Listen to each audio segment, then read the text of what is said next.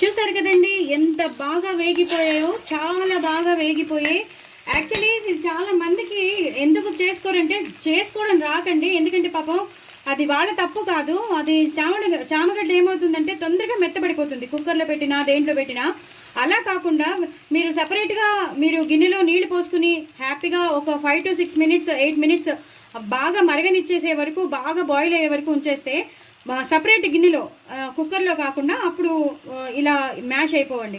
ఇప్పుడు నేను ఆవాలు, మెంతుల, ఎండుమిరపకాయల పొడి రోస్టెడ్ చేస్తాను చూసారా, ఆ పొడి వేసేసాను.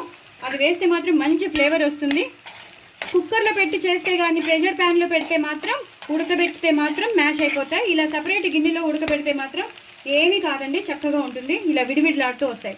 తగినంత ఉప్పు వేసుకోవాలండి, మీకు రుచికి తగినంత ఉప్పు వేసుకోవాలి. అది కూడా వేసుకుని ఇలాగా ఫ్రై చేసేసుకోవాలి. ఒక్కొక్కటి ఎలా ఎర్రబడుతుందో చూసారా, వెల్లుల్లిపాయలు, పచ్చిమిరపకాయలు అన్నీ బాగా వేగిపోయి ఒక్కొక్క చామదుంప ఎంత ఎర్రగా కనిపిస్తుందో చూసారు కదా. ఇప్పుడు మనం ఎప్పుడు చేసి పెట్టుకునే ఉంటాం మనం ఏదో ఒక ధనియాల పొడి, జీలకర్ర పొడి అలాంటిది. నేను మాత్రం ధనియాలు, జీలకర్ర, మిరియాలు అన్నీ ఉన్నది. సాంబార్ పొడి మాత్రం వేసేస్తాను. మల్టీపర్పస్ అండి సాంబార్ పొడి, ఎందుకంటే అన్నీ ఉంటాయి అందులో.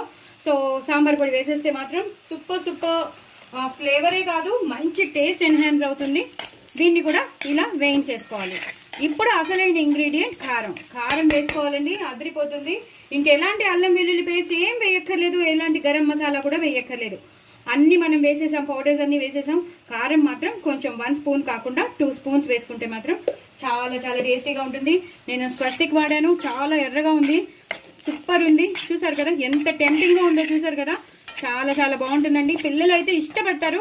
ఆలూ ఫ్రై తర్వాత చాలా బాగా చేసుకుని ఎంజాయ్ చేసేది ఏంటి అంటే చామదుంపల వేపుడు. జస్ట్ మనకి తెలుసుకోవాలంతే ఎలా చేసుకోవాలో.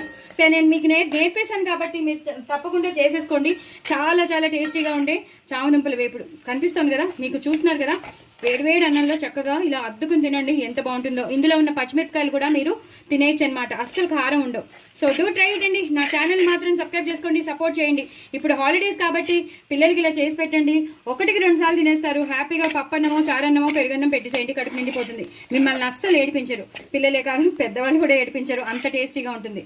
సో డూ ట్రై ఇట్ అండి. నా ఛానల్ మాత్రం సబ్స్క్రైబ్ చేసుకోండి, అస్సలు మర్చిపోద్దు. బాయ్ అండి.